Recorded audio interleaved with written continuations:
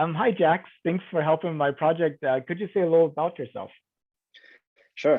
My name is Jax, and I live in Minneapolis, Minnesota. I'm from Africa, specifically Mauritania. It's in the northwest side of Africa, and I came to the U.S. in 2014. So yeah, I was first in Wisconsin, and then I ended up here for college. And then yeah. Oh, what'd you do in college? So for my undergrad, I went to MSU Mankato. I got a bachelor's in finance, and then also got a master's in data science and with an emphasis in artificial intelligence. Um, and yeah, artificial intelligence is like all the rage these days. Can you talk a little bit more about that? Oh yeah, it's pretty. So what I went into it because it was making noise all over the place, and it was something new, and I just looked into it. I liked it, and that's the main reason why I'm in the tech industry now. Because I don't think if I didn't go for that degree, I would have um, had the intention to go in the tech into the tech industry. So I think that helped me a lot with like understanding how things work in the tech industry, and also motivated me to be here. And you said you were from Mauritania. Did I get the name Yes, right? I, yes. you, you know, I haven't, I, I'm glad you told me it was like an upper north side, but how big of a country is it? Size wise, it's about I won't be able to say it in miles, but it's about 1 million kilometer square. But population wise, we're about 4 million. 4 million So people. not, yeah, not that not So that big. a little smaller than Houston, I would say. Yeah, yeah. It's not, yeah, it's not that big compared to some of the other countries we have in that region. What is Definitely. life like there?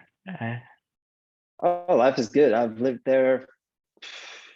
Um, so I've lived there until I was 16, and then when I finished high school, I went to Tunisia. That's where I actually went first for college. So I spent 3 years in Tunisia, back and forth. I went back home every summer. So life is good. I was born there, raised there. It was amazing. My family is still back there. I only have a brother here and two other brothers that live in Canada. But other than that, my whole family is back home. And life is good. Yeah, I've done my education there. It's a different system. It's a French system. So yeah, yeah, it was pretty good. Is French the national language there, or? Yes, so we have French and Arabic as our national languages, and then we have four languages that are like those are the native languages. So we have different ethnic groups, and we speak those languages. But then French, we've been colonized by France, so that's why I speak French. And then we have Arabic. So those are the two official languages. When you go to school, those are the languages you're taught in, and that's what you have to use in the workplace. Yes. Wow. So how many languages do you know? I speak seven of them. How many? Seven. 7? Like, Yeah. Yeah. wow. So like French, Arabic, English.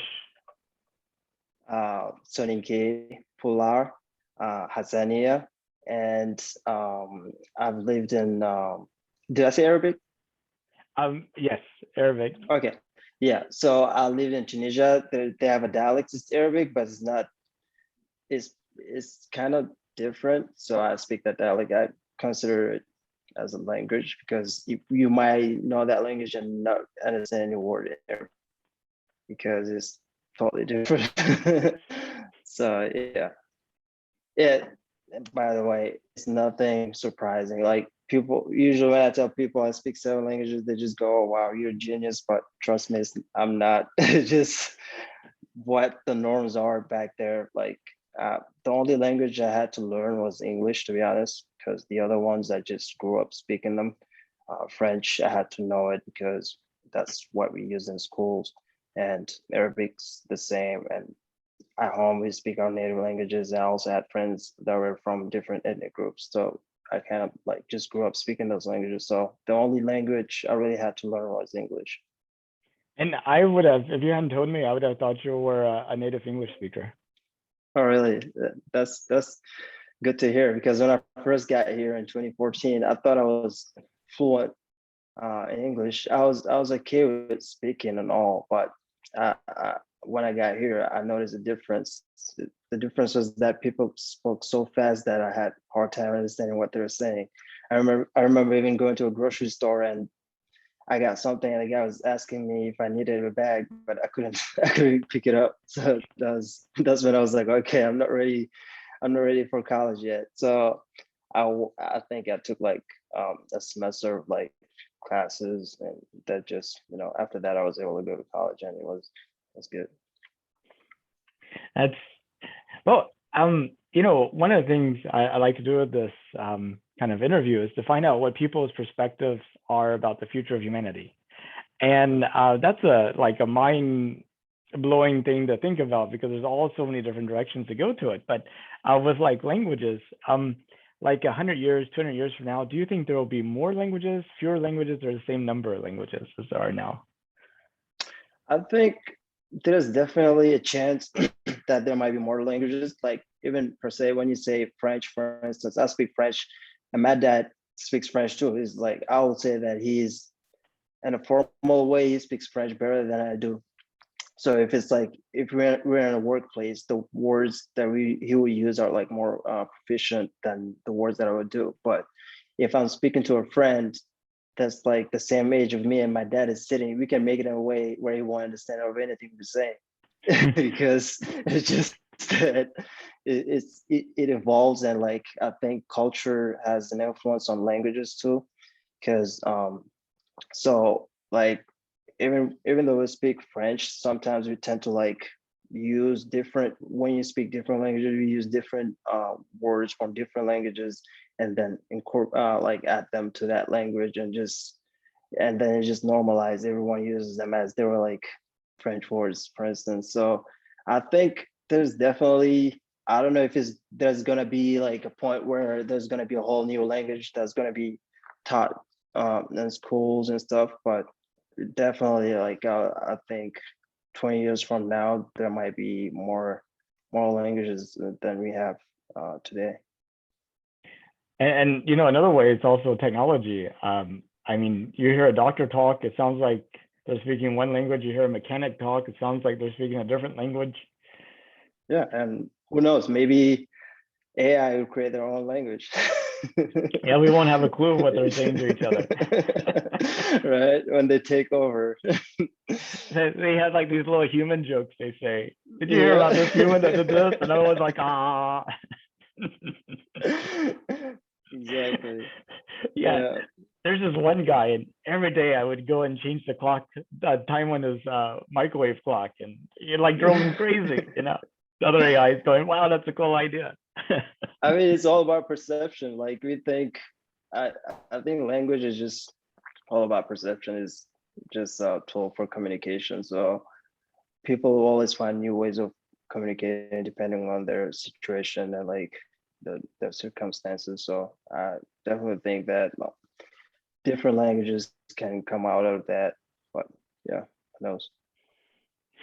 So what are some of your hobbies and things you do for fun, your interests? Oh, I like playing soccer.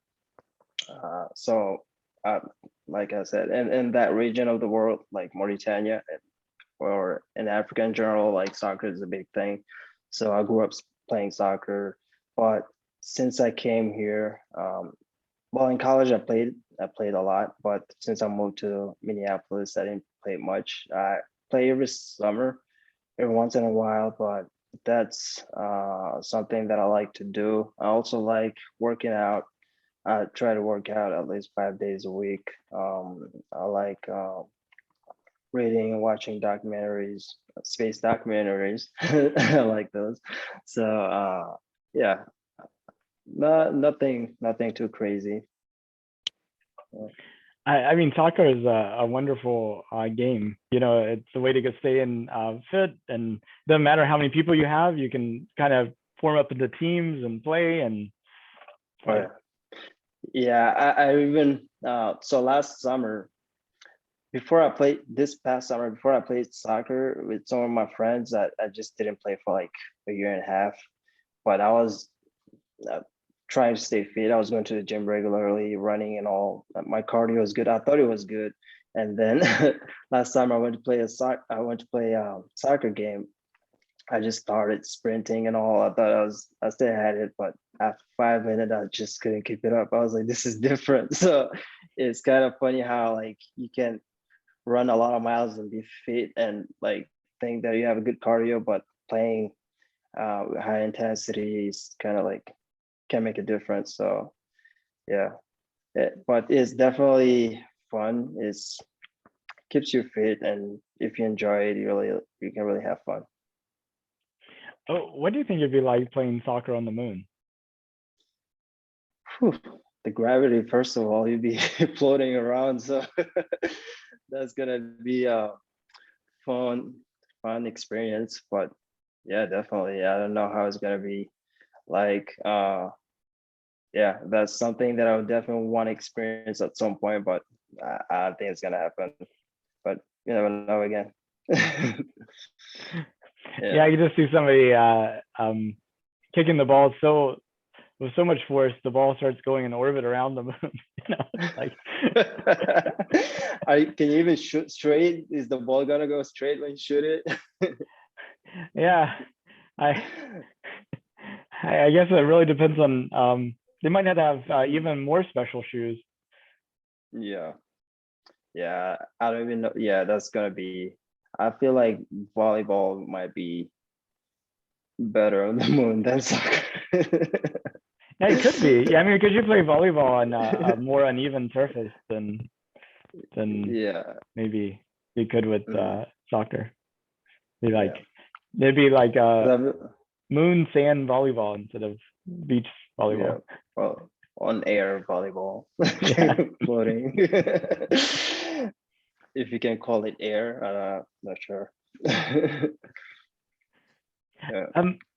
So, did you know that NASA is planning to send astronauts to the moon again for the first time since 1972?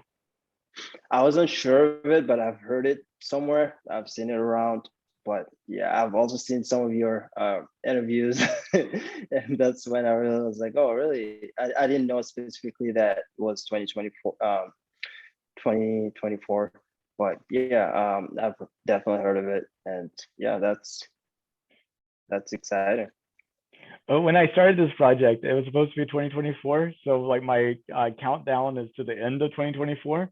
But I think about a month and a half ago, they announced that it's officially been delayed to 2025 at the earliest. So it's like, oh, Okay. not unexpected, Uh, but still uncomfortable.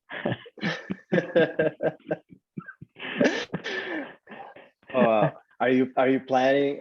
Like, would you want to go to the moon if like you could volunteer or anything like that? Yeah, I've kind of gone through a whole journey with respect to that. Before I started this project, I said yes, for sure. Then as I started this project and listened to people who were afraid to go to space, for various reasons, and then the pandemic, I think the pandemic has really affected our kind of way we approach risk and what we're afraid of. But now that kind of have pandemic fatigue and excited about the NASA thing and seeing everything, now it's a yes, I would go. Yeah, yeah. That would be a whole different experience. I Yeah. yeah. I hope I won't do anything silly. Or if I did, I hope it wouldn't be caught on tape. Yeah. I've watched a lot of documentaries, and the way I don't even know if I could do it. I think I can. I would want to go, but I'm afraid of height, so I don't know if I could do it. But at the same time, when I'm on a plane, it's not like I'm totally fine with that. As soon as like it's controlled and all, I'm totally fine with that. But if I'm on a tall building and there's a balcony, I wouldn't be able to get to the edge of it and just look down. So I don't know how I'll be able to manage going to the moon. So yeah. I have the same fear. If you put me on like a balcony high up or on top of a building, I just cannot get to the edge. But I can fly a small plane, like Oh a really? Cessna 172. Just a two-seater or four-seater plane with. I have no trouble. I can fly that all day long. It's like, but you put me Wow. outside, like I think a hot air balloon would cause me a lot of problems because that'd be more like being in the balcony. Wow. Yeah, I even went to like um here in Minnesota we have the Valley Fair every summer. I went there with my wife, and they have these I forgot what the exact name is, but you just sit on it and it throws you up in the air and it pauses up there and then it comes down with like full speed. So we did that the first time. It went all the way up there, and then it paused. I opened my eyes. Everything looked small. So I was like, "Well, I can't do this." I closed my eyes. Okay. My wife was like, "Open your eyes. What's the point of not looking?" I was like, "Nope, I can't get away. I can't wait to get out of this." I Yeah, know I'm exactly what you terrified. mean. Yeah, Uh, just but I terrified. take it your wife is not afraid of heights. Oh no, she does some crazy things. She did this. It was it was a long thing too, and like you just like you have you're strapped, and then they just throw you, and you come close to the ground and go up again. I was like, there's no way I'm doing this. I was just looking at it, filming it, but I was like, I'm not getting up there. But she loves it. She's actually thinking about um jumping skydiving actually. So, but I was like, yeah, you gotta do that on your own. I'll be on the ground taking the pictures. I'll be waiting for you down Yeah. down there. Exactly. My sons and I had gone on a zero G flight. So that's like, they have a plane, they took out all the seats on the inside and put pads around it. And then the plane kind of flies like this. And whenever it's like going down, you're actually floating inside and you're weightless, just like the astronauts are. Um, Oh. and I wanted my wife to come with us, but she saw how the plane flies and she's like, somebody has to live. So That's smart. Oh my god, yeah.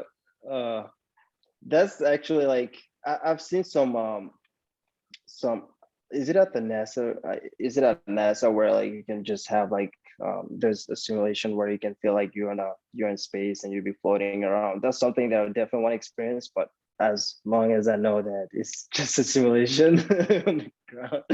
But yeah, that's definitely I would want to experience and just feel how is that accurate? Is this something that they exists?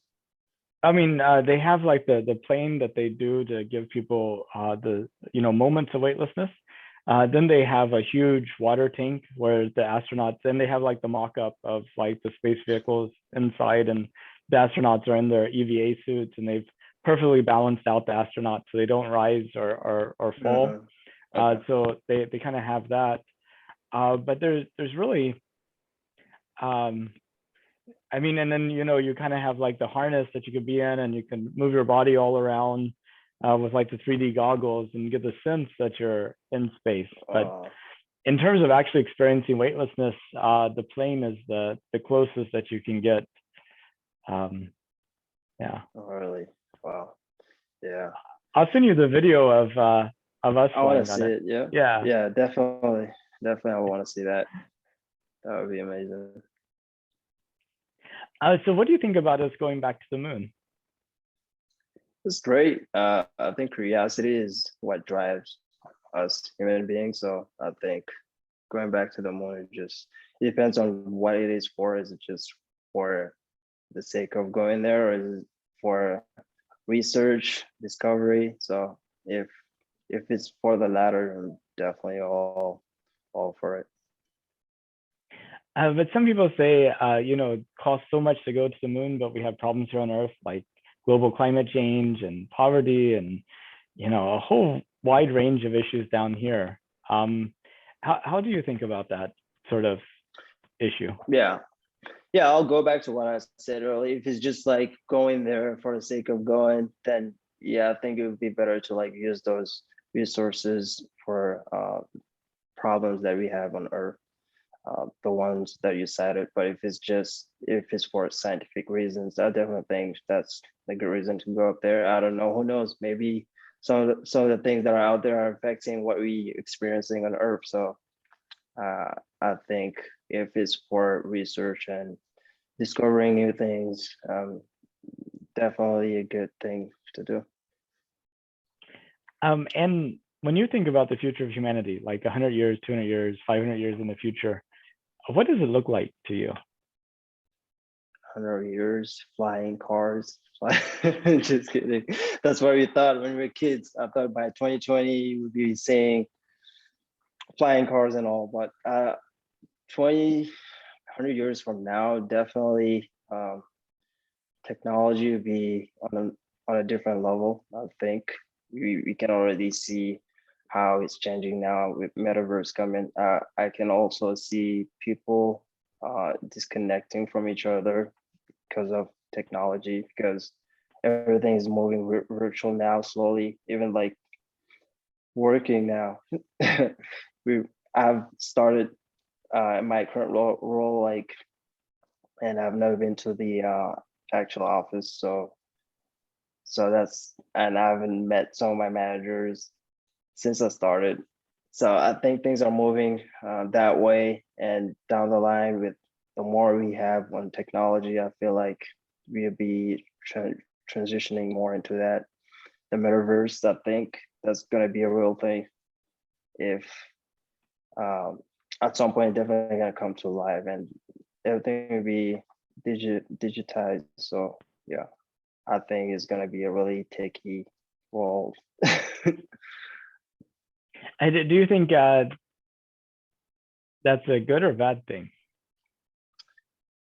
It can be. I think technology on its own is not a bad thing.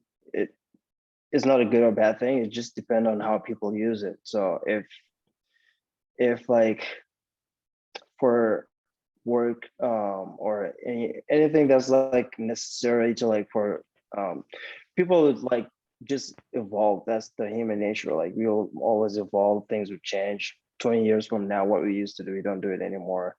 Technology helped us a lot. Without technology, I don't think we'd be here talking about having this interview anyway. So at some point, if like when we look back, we'd be like, oh wow, we come from we came all this way here thanks to work that people put in, and that I think that's definitely something that's good, because technology will always help. It will help with humans. If we want to go explore space, that's something that's going to help us definitely. So like if you're looking at it that way, then it's a good thing. But then it can also be used on in a harmful way. But yeah, that's with everything we do, right? So yeah, I don't think it's a good or bad thing. It's just what it is. But depending on who's using it, then you might have different outcomes. Are there some ways that technology has changed your life that you've had to like consciously fight against? I don't like try to like stay away from technology. Is that what you're saying? Well, I mean, maybe. Like for example, YouTube's a big problem with the autoplay. That's not a good way to spend an afternoon. Or Yeah, you have like the elevator, but and the car is so easy to get around without any effort. But taking the stairs or walking can be good for you. That yeah, type of. yeah, yeah. No, that's I feel for me personally, I don't not really because I only use technology when it's needed. So for school, for work, I mean, I'm on social media too, but I feel like that's also part of it. You need time to like when I'm on social media, I'm just looking for videos that was gonna make me laugh and stuff like that. I think that's important too. You want to be happy at want to relax at some point during the day. So I don't really overuse it or anything like that. So I wouldn't be able to give you a right answer for that. But for me personally, not really. It's something that I just use when I need to and when I can. So yeah. Okay, I have a question for you. It's a little difficult to follow, but Elon Musk has been successful in getting a million-person city built on Mars. Your great granddaughter, a couple hundred years from now, maybe not that long, has grown up on Mars her entire life, right? And she's in high school now, and she's doing a project where she has to go and write a paper about what was humanity like, life like, that type of thing, before we took these next steps on the moon. And she looks at her great grandfather's Uncle Jax Countdown to the Moon interview, and for some insight into what life was like, so she could get an A on this paper. What would you tell her? Well, life right now, we're working from home. There was a pandemic that happened about 2 years ago. Was it 2 years? Well, 2020. So everyone is well, not everyone, but most of people are working at home. Me specifically, I don't go out as I used to. Before the pandemic, I used to drive to work every morning, uh, then drive back home, go work out at the gym. But now I'll do all of that at home in my building. So I only go out on weekends, like go grocery shop, stuff like that. But life is on Earth is kind of simple compared to what you guys have now. We have cars, we drive on roads, we don't have flying cars or anything like that. So yeah, pretty simple.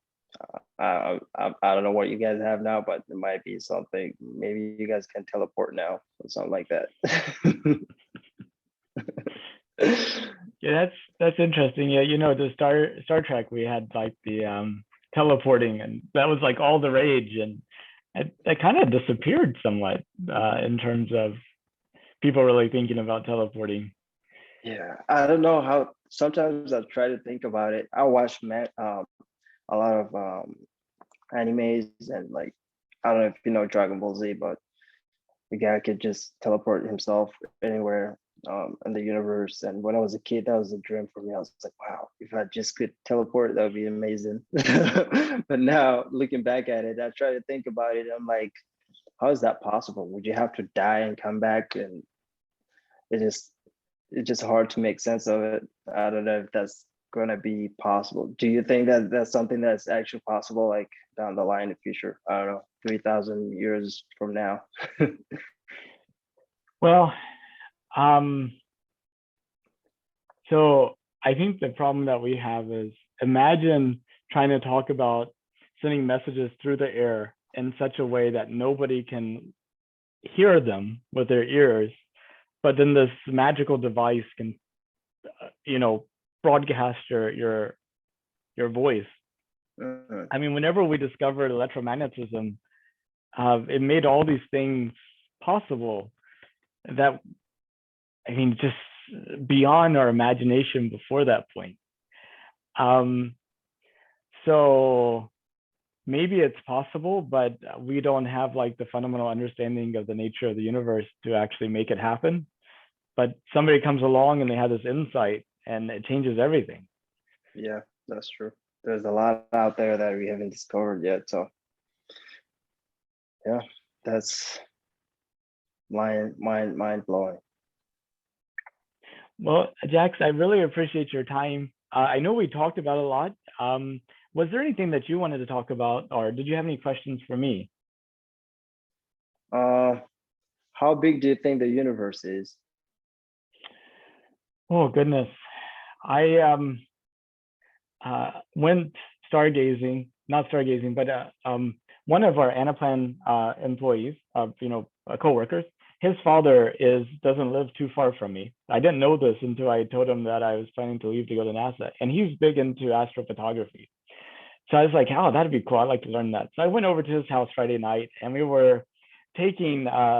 He was taking some pictures of the Horsehead Nebula, and it was really fascinating. But the amazing thing is how many stars there are out there and how many galaxies there are out there, and it is just what we can see is mind blowing. So, you know, the universe might be infinite, but just what we know about is already so much beyond our capacity for Hmm. dealing with. Yeah, definitely. Yeah, I think it's that, and also I was saying universe is what we know, right? It's just the observable universe, and who knows what is out there. But just the thought of it, how big it is, I don't know. It's hard to make sense of it. But yeah, it was great talking to you. Appreciate it. Thanks for having me. Yeah, Well, good deal. Well, you have a good rest of your day then.